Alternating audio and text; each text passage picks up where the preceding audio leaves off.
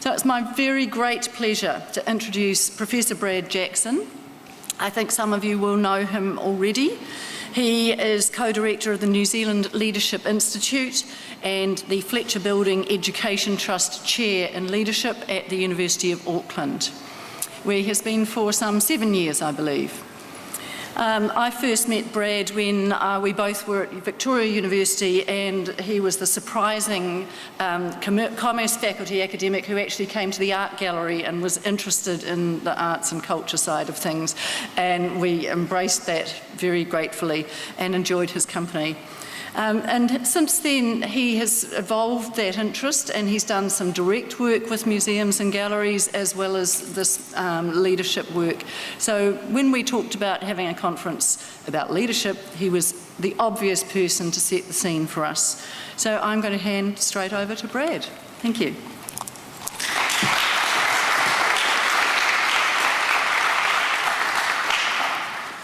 I guess we've still got a few most expensive seats available. If anyone, we're not going to charge you anymore if you'd like to come a bit closer. But kia tatou, and thank you, Philippa, for not only inviting me but also for introducing me. It's been 5 years since I last had a chance to engage with this illustrious, august group back in Dunedin 5 years ago at the Aotearoa Museum. And when I got the invitation, I'm always surprised when I get asked to come back and speak, and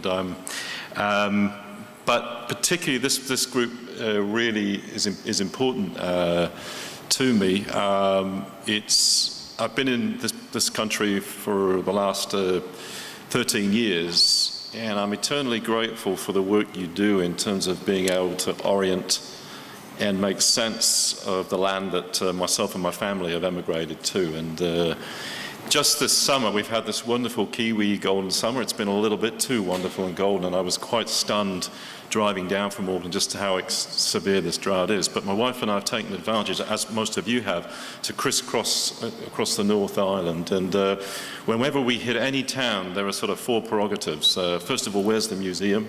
We head to the museum. Where's the golf course? If we're lucky, where's the petanque course? And most importantly and special is the hot pool. So basically, any town we get to, I don't feel like visited unless I've been to a museum, and I'm just impressed by the cornucopia of museums and galleries that we have in this country. It's just and just generally over the last 13 years, how the quality and the range and extent has improved. So thank you for all of the work that you do. I'd also like to acknowledge Tim Walker, who unfortunately cannot be here. He's due to sickness, because he's taught me so much about museums and leadership too. We've been talking and working together for the last 9 years. And I'm still I'm impressed by the fact that of all the guest speakers I've ever had to my MBA class, Tim probably the biggest impression of all the presenters. And what I did do with the MBA class is I did not explain that Tim was from the arts. I just said, this guy has got a really interesting story to tell about leadership and change management. So they had no idea, and they were absolutely stunned at the kind of insights that he was able to convey. And thus encouraged, I invited Tim to a conference of academics focused on organisational resistance at the University of Sydney. And he came and spoke to that group and also blew them away in terms of with the work that he'd actually done. So this talk, in fact, stems from a number of discussions that we've had in preparation for a chapter that we still owe Connell McCarthy. I don't think Connell's here, which I'm quite relieved about, because I thought he was going to kind of pounce on me and say, where's my chapter? And the chapter is for a collection, which is the International Handbook of Museum Studies, that we're almost done, Connell. So, in terms of what I would like to, I won't need to check where I need to point this.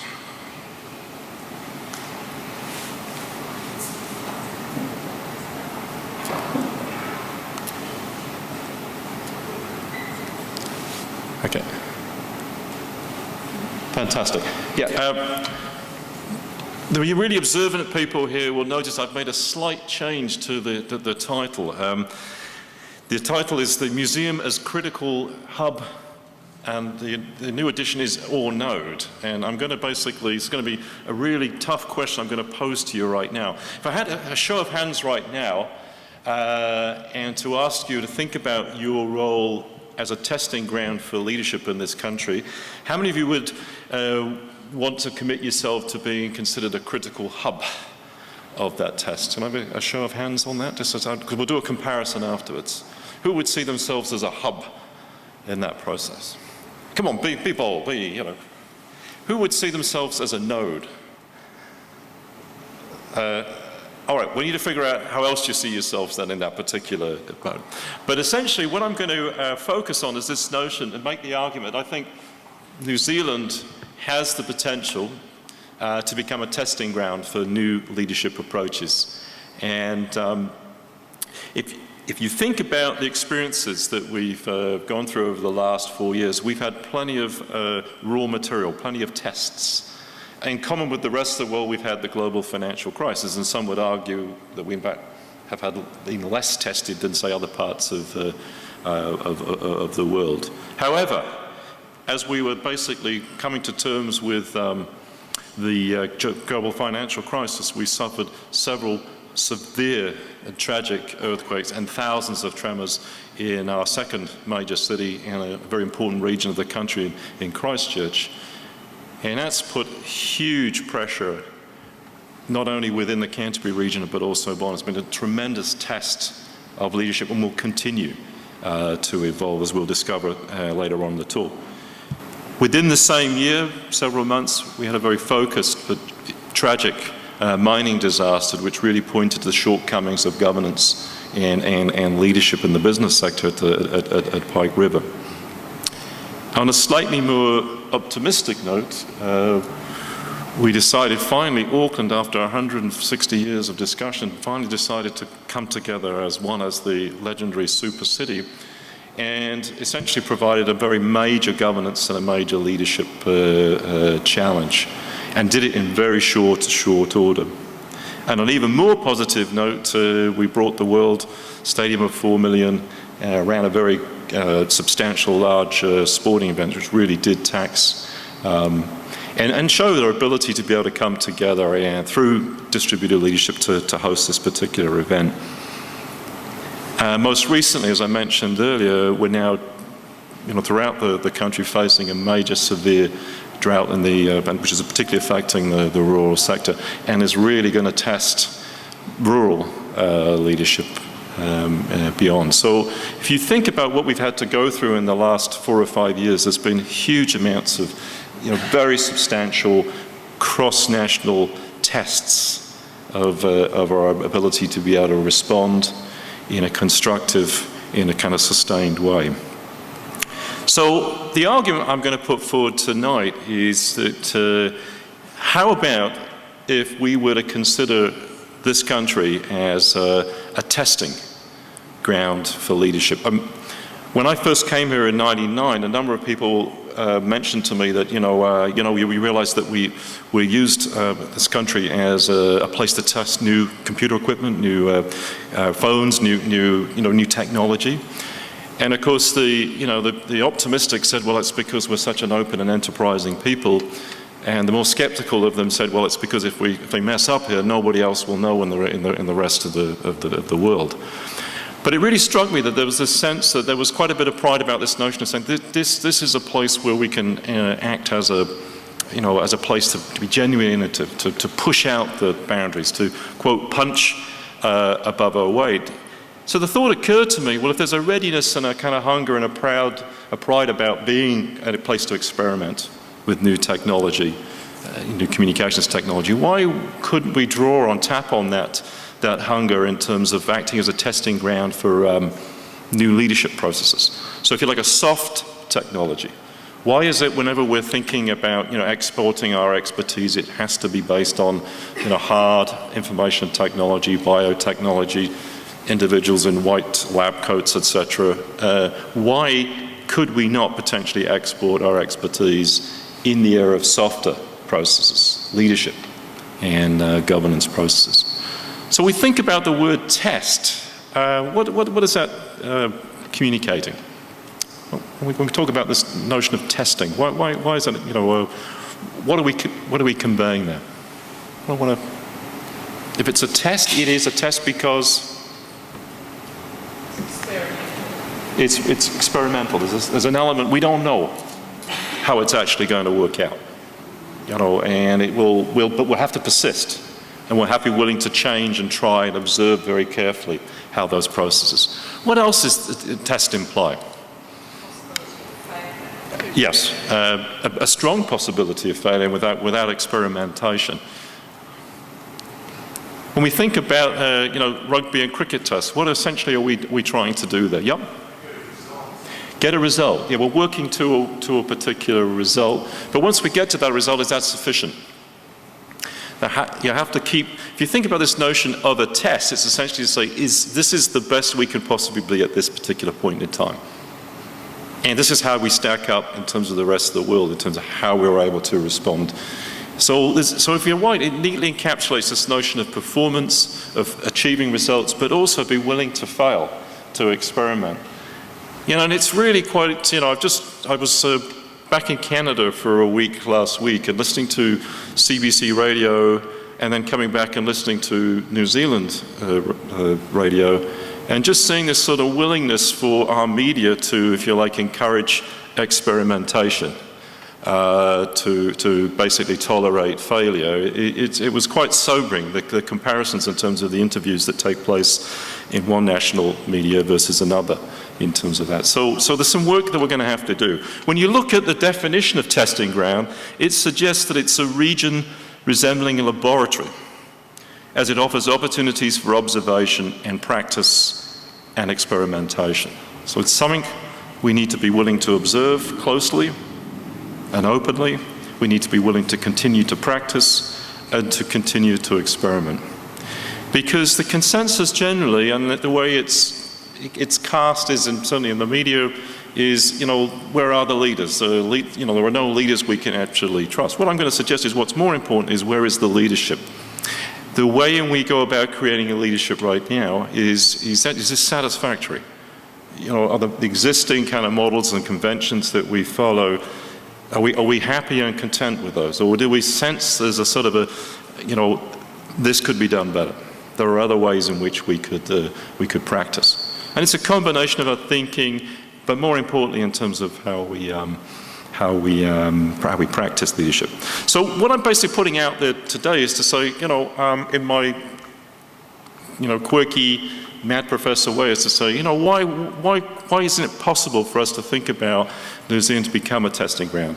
To basically say, look, these existing models may have served their purpose. There may be other approaches. We are willing to take those on and experiment with them.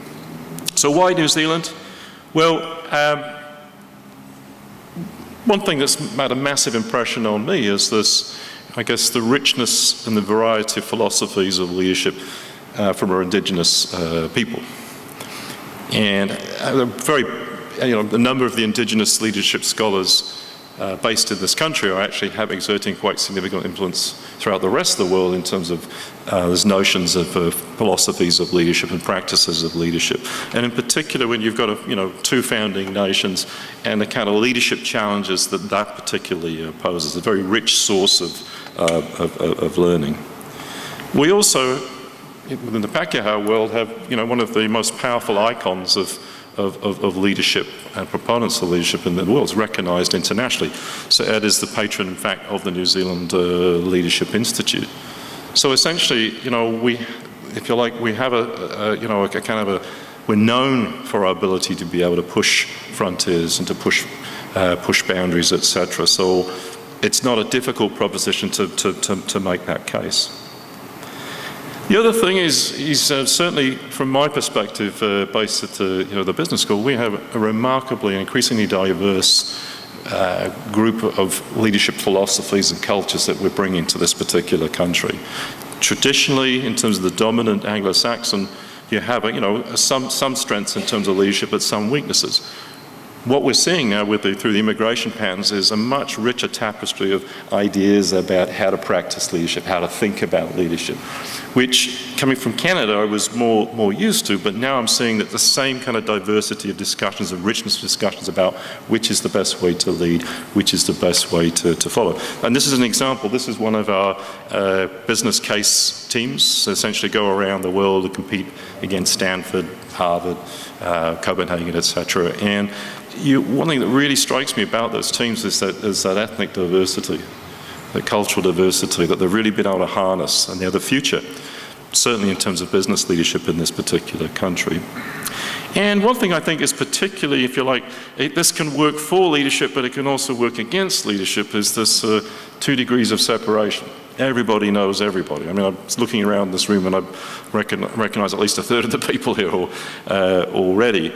And certainly, you know, the first 3 months I was here in New Zealand, I'd be flying from Wellington to Auckland, and I basically would turn to my right and introduce myself, and I'd find a point of connection, turn to my left, find a point of connection, and then of course bring these two people together and find a point of connection. I mean, fundamentally, everybody knows everybody else here, which I think is, you know, and we also have a small enough population where we can actually really come together and experiment.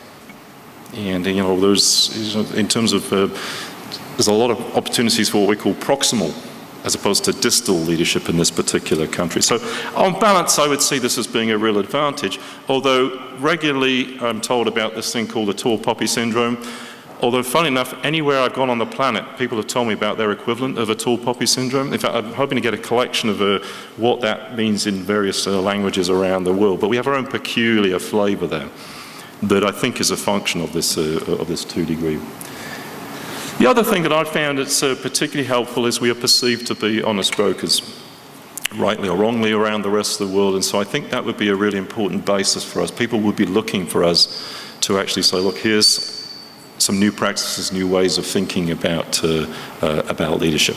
So very broad brushed case. I'm sure you could add some, I'm sure you could challenge, but you know, if not here, where else? If we were to build a testing ground for leadership, where else would we build it? Okay, open question. The other thing that's been really encouraging over the last 13 years is just really starting from scratch, seeing a really quite sophisticated infrastructure of leadership development throughout this particular, throughout the country, and seeing museums. Aotearoa, you've highlighted leadership at this conference and other leadership, but as a kind of basis, we've got institutional. We've got, I think, a basis to really move this forward. So that's the essential argument. What about museums? You know, why museums would be seen as an important role in acting as a testing ground? Well, my first day here in New Zealand, my family, I dragged them from Canada. It was on July 4th. It was my son's birthday. It was wicked southerly blowing in. We'd come from the prairie summer at last, and there we are in Wellington. What do you do? Well, we arrived at Te Papa. We were the first people in there, and we were the last people to leave. And it was hugely important in terms of being able to become acquainted with our approach, our ideas about this particular country, our thinking, but thinking in a kind of an active, engaged way, which really made a big impression on us.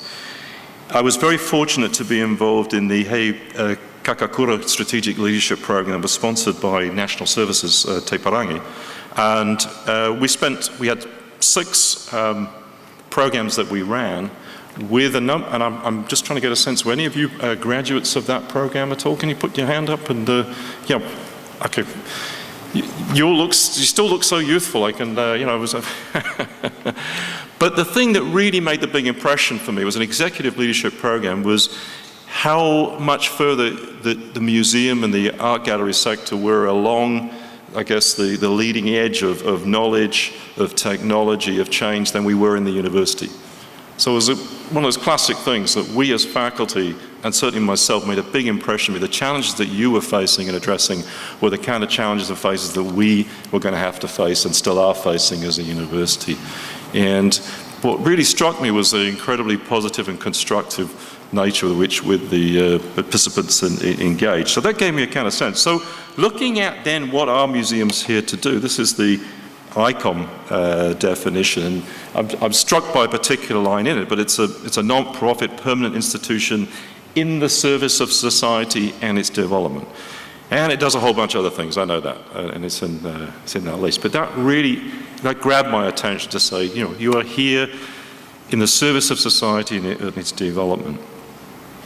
Stephen Weil, in a very provocative article, talks about the hallmark of the worthy or meritorious or excellent museum is not any particular purpose or discipline, or even scale of form or organizational funding. It's rather a combination, a blend of ambition and competence, the institutional ambition to do something. Now, this is particularly what grabbed me, is that is going to make a positive difference in the quality of individual lives and in the well-being of the community.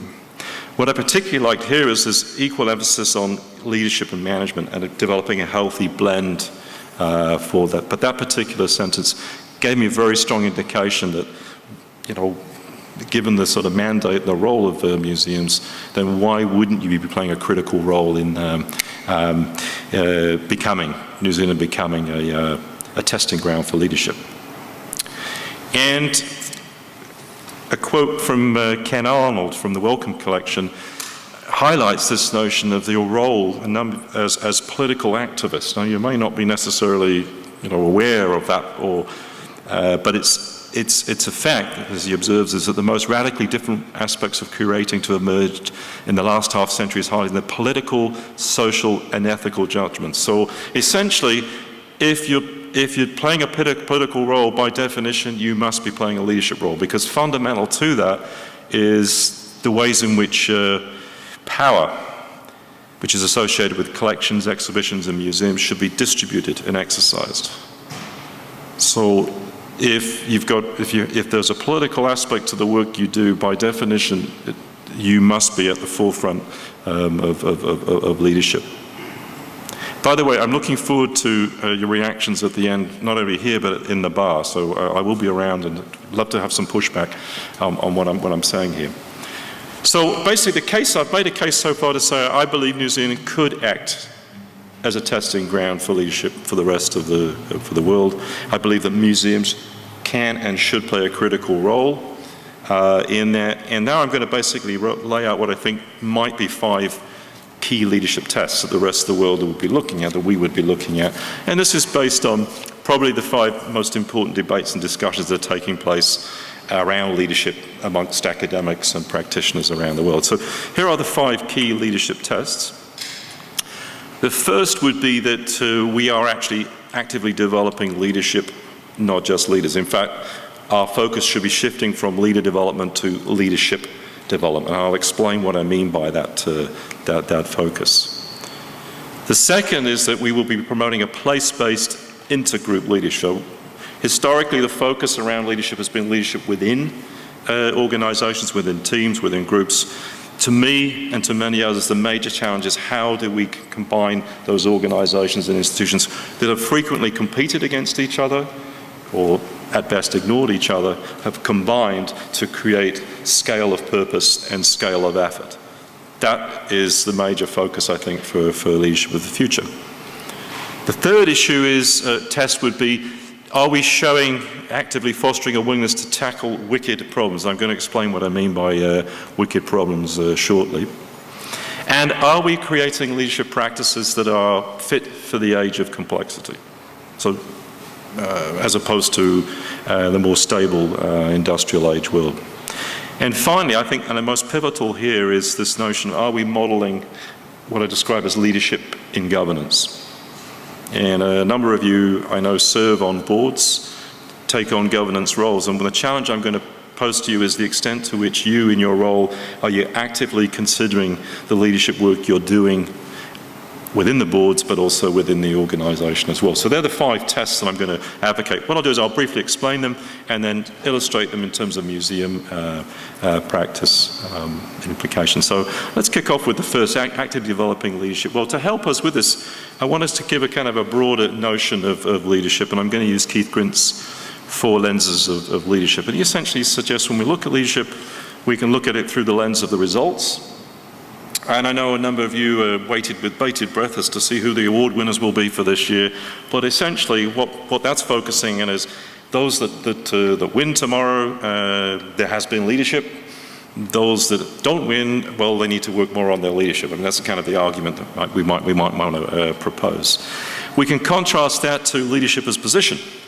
So this notion that someone in formal position is essentially the focal point for leadership. Or we could focus on the kind of personal qualities of leaders. And I'm highlighting here Jim Geddes, whom I've not met. I understand he's not here at the conference. He has urgent business to attend in Southland. But he was the focus of David Lawoni. David Lawoni is at the back there. Did a wonderful Masters of Museum Studies dissertation, which was intriguingly titled Growing the Guggenheim, that I have the pleasure of examining. But essentially, there's this notion of the qualities, the special qualities that the leader possesses. And in particular, what I see a lovely example with Jim's work is this blending of personal qualities, but this notion around purpose and place. I think he exemplifies quite brilliantly that aspect. And the thing I want to most focus, though, and it's the one lens that we don't tend to have as well developed, but I think is critical if we are to pass the test of leadership, is to think of it as a process. So by and large, if we were to walk down Anglesall Street, Ward Avenue, etc., and talk about leadership, I would suggest that most people would basically focus here, and they would focus here, and they would talk about these particular qualities. But generally, this is a tougher aspect of leadership to grasp, and yet, from my experience, it's the most critical. What's fascinating in the last 24 hours, as someone who was an undergraduate when Margaret Thatcher was first elected, is just seeing the kind of various constructions of her leadership in the aftermath of her passing. But generally, the focus has been around this and this and this, but not so much around this particular aspect. The thing I want to highlight here, and this, some of you may recognize some of these individuals. This was at the Tarawhiti conference in Gisborne in 2009. And to think about, museums Aotearoa and this gathering here as an act of leadership. Not only throughout the year, but in particular as you gather here in Hamilton, how can you maximize through your processes over the next 2 days a leadership impact in terms of the work that you actually do? I think this quote before from James Coosa and Posner is very important because it emphasized leadership is a reciprocal relation between those who choose to lead and those who decide to follow. And it's been really quite fascinating the last 4 or 5 years as the rise of the follower and followership that's been finally recognized for many years as being a critical element of the leadership process.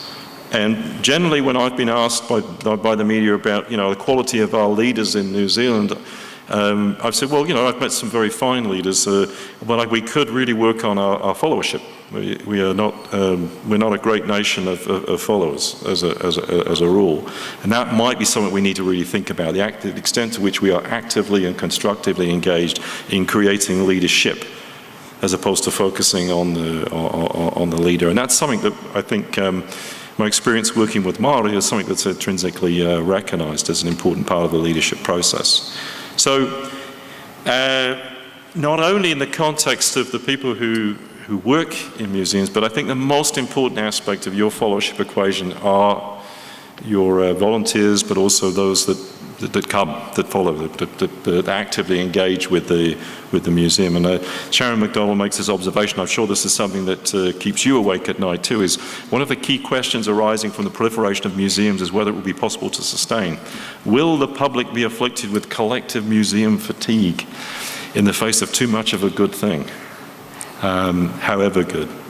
So essentially, in thinking about leadership as a process, the extent to which you're actively thinking about those that come to your museum, and obviously those that support, etc., and those who volunteer, but more broadly, to what extent are they continuing to be engaged with your purpose?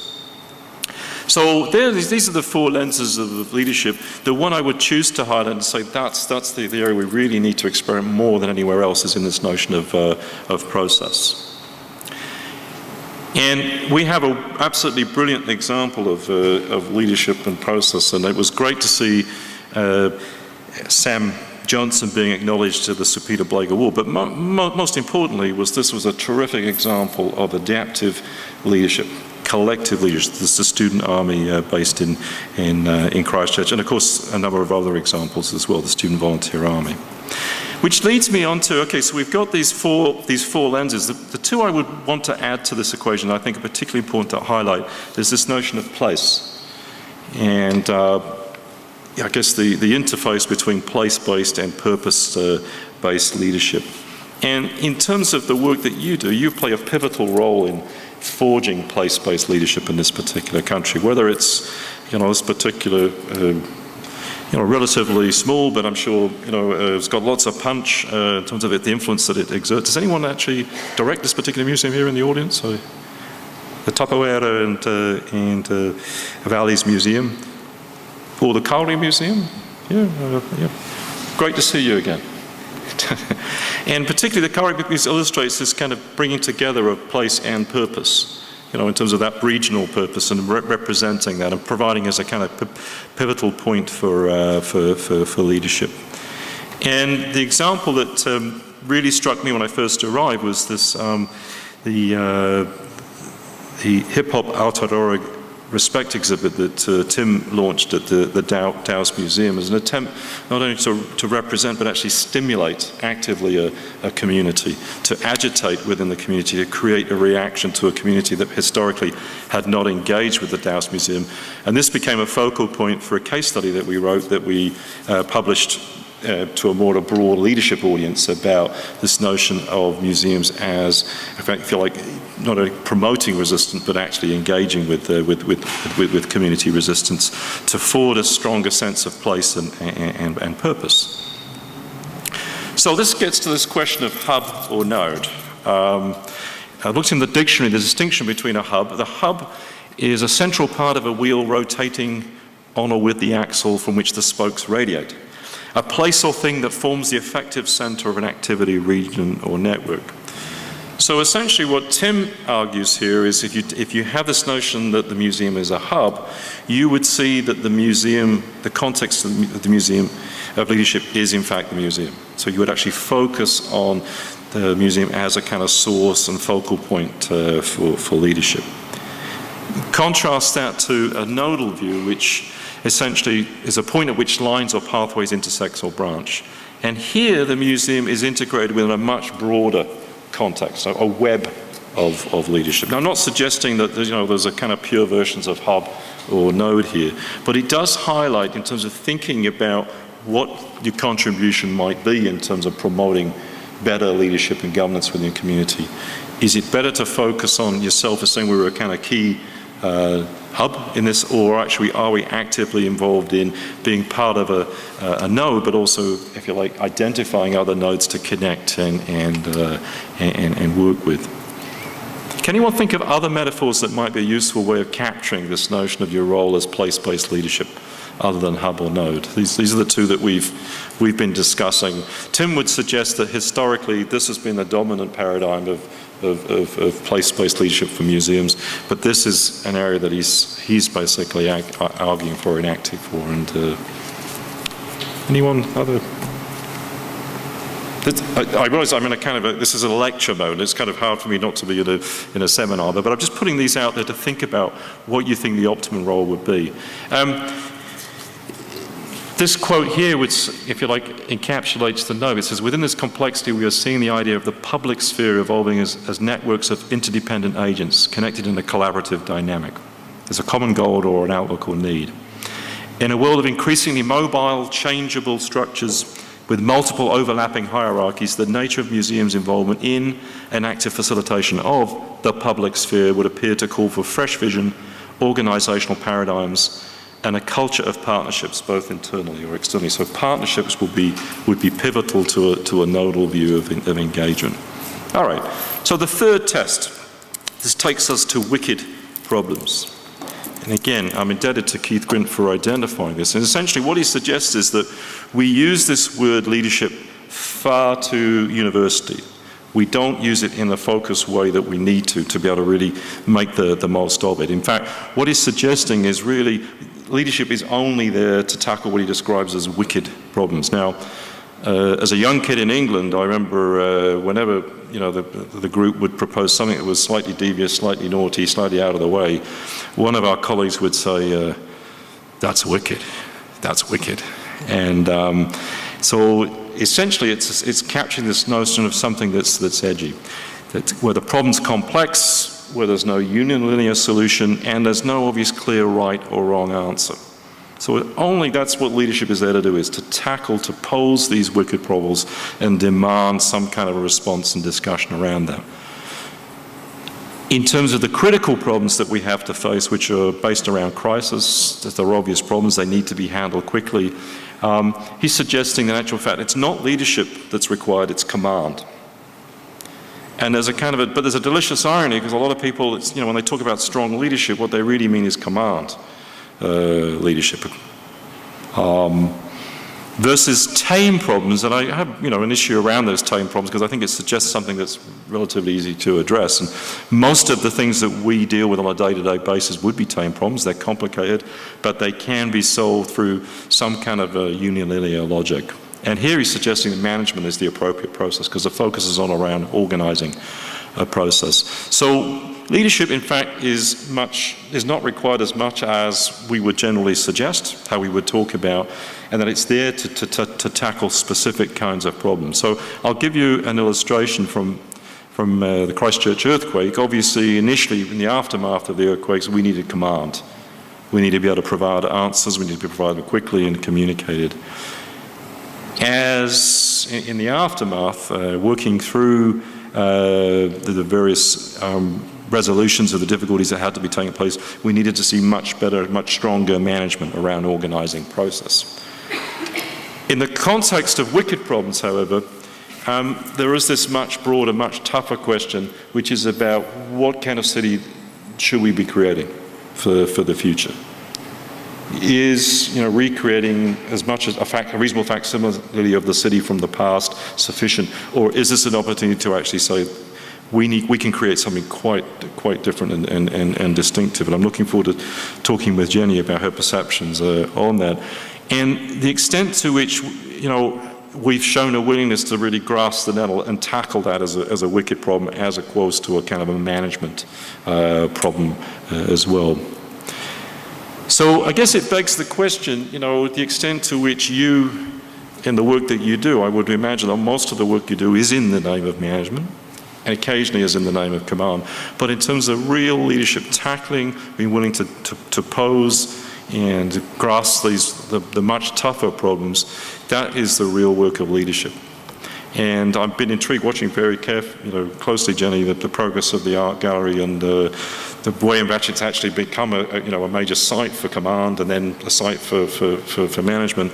And with your recent exhibition, this notion of closed but open is a way of, I guess, tackling a wicked problem in this context. So that will be something that we would be judged by, not how well managed we are, not how well we handle the risk and safety issues, but the willingness that we would be able to tackle these wicked problems, to actually recognise them and galvanise the community to engage in those. David Fleming, who also spoke at the Otago in a very memorable way, a conference, this is a quote. He said, "I've learned that clarity about mission and values must be accompanied by the courage to challenge the status quo, something which many people in museums strive hard to protect. By adapting to local circumstances and avoiding the generic solutions to problems, by motivating staff as well as outside stakeholders, and by avoiding being bland and procedural in this crucially important area of work." So essentially he's indicated this and reinforced this notion of being able to say, we are in the wicked problems business. Now, preferably one wicked problem at a time, but that's how we would be distinguished for our work here. And in terms of the way in which you mobilize power to do this, you would, if you're exerting command, you would use hard power. If you're exerting management, you use calculative power. But it really, if you're tackling these kinds of problems, you need to be using bases of soft power. Which leads me to test 4, which would be developing leadership practices for the age of complexity. And Margaret Wheatley has been pioneering in talking about, if you like, learning from physics, learning from biology, learning from science, to understand ways in which groups organize themselves in response to wicked problems. She makes the comment that change results not from top-down, preconceived strategic plans or mandates of any single individual boss, but from local actions that occur simultaneously around the system, linking up with one another to produce powerful, emergent phenomena. And those that research complex leadership or complex leadership processes distinguish between administrative leadership processes, those top-down strategic plans, etc., edicts, directions, policies. She distinguishes that, between that and adaptive leadership, which is essentially how do groups frequently, in spite of or despite of administrative leadership, how they respond and adapt to the local issues. So I'm going to suggest in your communities there are, quote, administrative leadership processes, and there are plenty of adaptive leadership processes, but one of the critical roles that I see museums playing is finding ways to connect, to engage, if you like, plans, policies, etc., but to challenge them from bottom-up leadership processes. And I'd suggest that museums can play a really important forum for resolving and addressing and bringing out the tensions that exist between those. Because frequently, my observation is a major disconnect between administrative leadership processes and adaptive leadership processes. Michael Lasardis argues that museums will continue to preserve culture and tell human stories to the patrons. Some museums will decide to remain as they are, unchanged, but other museums will long to be something else, something now enabled by new technologies and networks.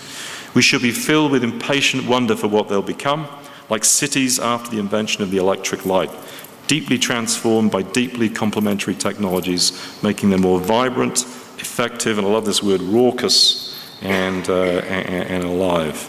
So essentially, this notion of enabler, connecting, linking administrative and adaptive leadership processes. And in particular, I think this quote really, if you like, highlights the pivotal role that you play in being able to maintain a balance between the past and the future, between stability and disorder, to allow organizations to evolve and learn, and essentially help communities work at the edge of chaos. Finally, and I think most importantly in terms of being able to move forward, is the extent to which we are modeling leadership in governance. And I'm indebted to the work I did with the Hui Taumatas 5 or 6 years ago, when they asked me to provide advice about Western models of leadership and governance. And I said, look, I'm a leadership scholar, I'm not a governance scholar. And they said, in our minds, there's no distinction between leadership and governance. They are one and the same processes. In the same way, my experience in Denmark is there were refusal to make a distinction between leadership and management. There's basically one word, that lederke, that actually that combines those two.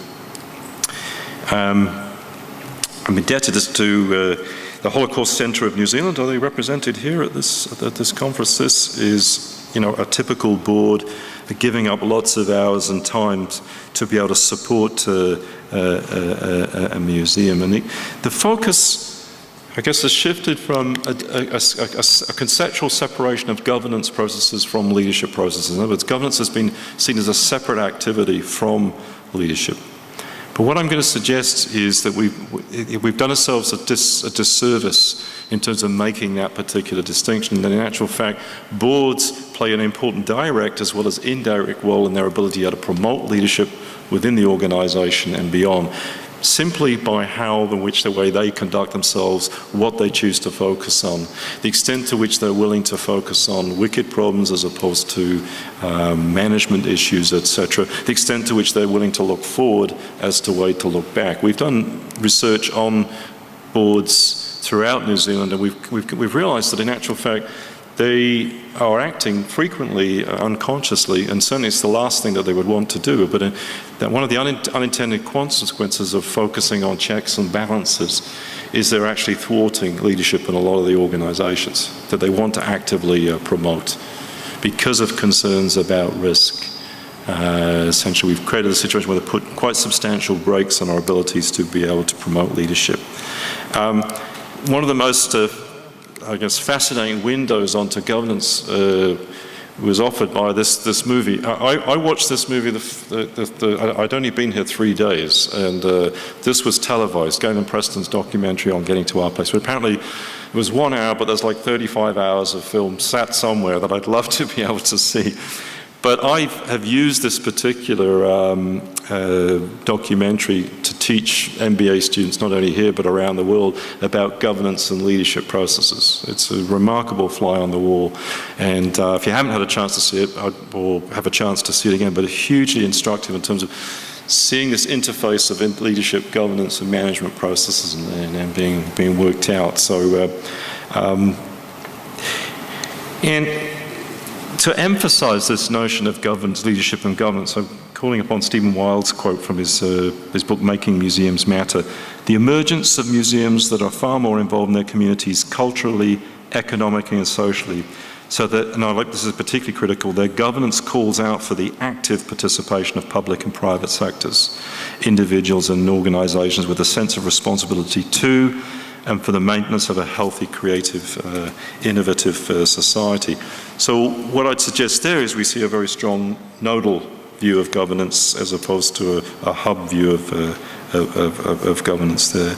And more broadly celebrated, this is Nina Simon. Has she spoken here at your conference at all? I was trying to check out. It's what, sorry? National Digital Forum did a TEDx talk, Making Museums Matter. I think essentially exemplifies this much more outward focus on governance and community engagement. So essentially, I started out by making this argument that New Zealand could and should start to think of itself as a testing ground, a region resembling a laboratory as it offers opportunities for observation and practice, that we take a much more experimental view about leadership, that we're willing to grasp these wicked problems, that we're going to be focused on place as a key point of focus for purpose and galvanizing disparate, frequently competing groups to move forward, focusing on developing leadership capacity, not leader capacity.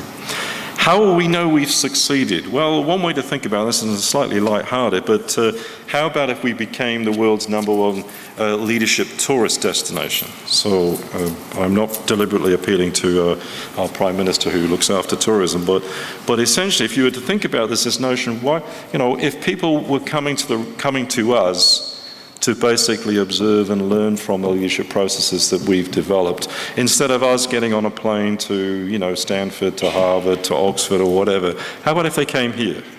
And how about, and I know a number of us, here are invited to speak around the rest of the world, but how about if they wanted to come and see how we do things? How do we resolve these problems that are seen as being intractable elsewhere? I mean, the obvious thing is, from our outward bound and the notion of, engaging with the outward world would be an obvious space. But what about museums? How about if these were seen as being, a mecca for leadership, exemplary leadership processes? That we would say, they not only have incredible collections and amazing exhibits, but in actual fact, they are helping their communities move forward in really quite substantial and impressive ways. One thing I found fascinating is this, we can actually provide, a place in which to question our assumptions about what constitutes effective leadership, other ways of thinking about leadership. Or, we can, looking at the Te Ara exhibit, the extent to which we can look to how we are developing future pathways of leadership. So we can look backwards, but we can also look forward in terms of what are the ways in which we can foster and develop healthy, community-oriented leadership. We are doing our little bit here. This is a conference that I'll be hosting in a couple of weeks. And essentially it's attempting to focus on Oceania as a really interesting, intriguing place for new leadership processes. And essentially what we're doing there is trying to build the R&D. So how do you bring leadership research and development together to raise and improve the standard of leadership, the quality of leadership thinking, but most importantly practice in Aotearoa. So thank you for your very kind attention and your the invitation. We have 9 minutes in which to, I'm quite willing to answer questions or get your reactions to it. I guess that I'm competing here against the sun. Are you okay here? Is there a way we can, is it quite pleasant or not unpleasant? All right, questions, reactions. Am I totally out of lunch here or anything resonated here or?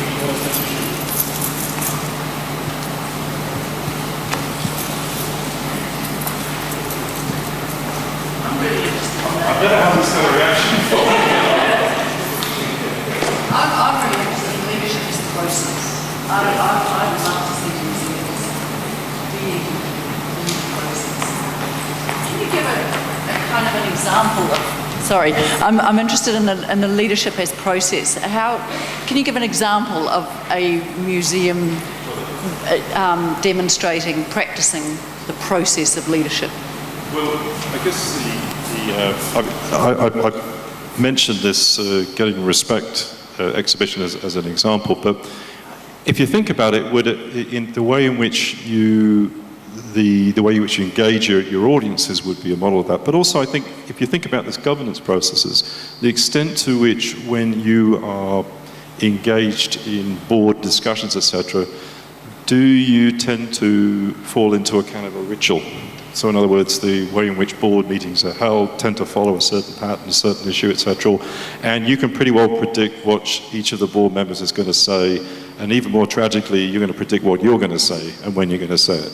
But the extent to which you would be bold enough to say, we will open up our board meetings, we'll invite whomever needs to be engaged in there. We will find a new way in which to be able to address or go through our various processes and use those as models here.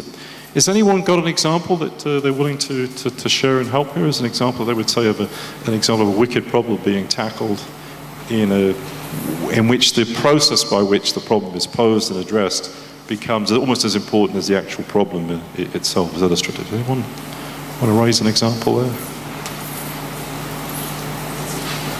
Paraka.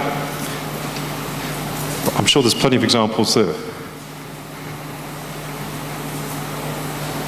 Well, of enlightened leadership, of basically engaging with the Aotearoa community in a way that transforms the way they view and think of museums.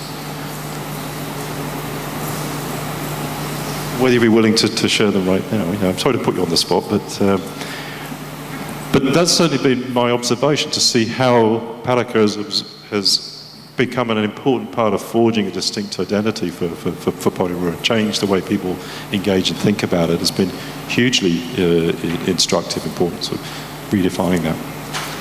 Other questions? Yeah? Thank you, David. Thank you. I'm a relative newcomer to New Zealand, and I would argue that from my observation, there is an experiment in leadership that's unique to this country, which I think many countries around the world could really learn from, which is bicultural leadership. I think this is something that, I'm a half Canadian, I think Canada has never come close to this. I think other countries with strong Indigenous populations have never come close to the New Zealand model.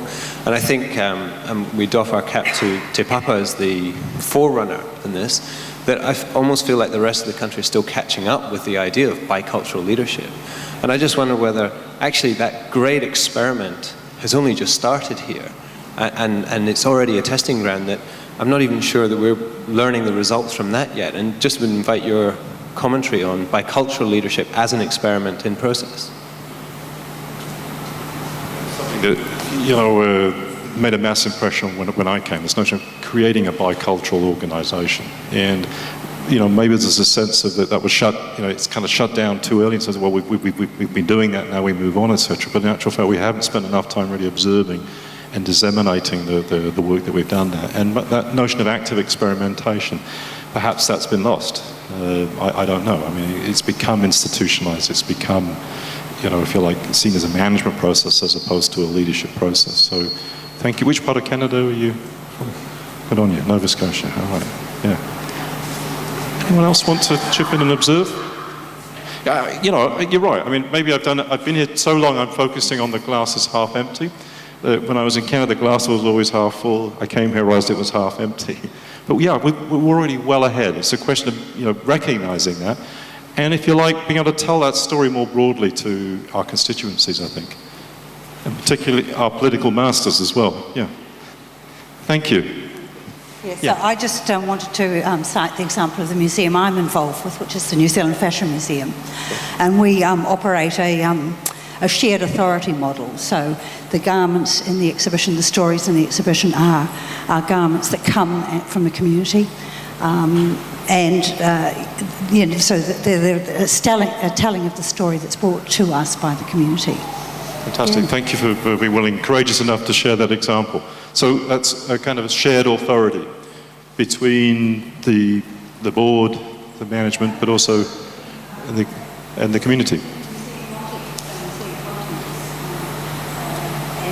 Discussion on content comes from the contributors rather than a museum authority. Contributor-led leadership. Yep. Any other questions or comments, reactions? Yeah, thank you, sir.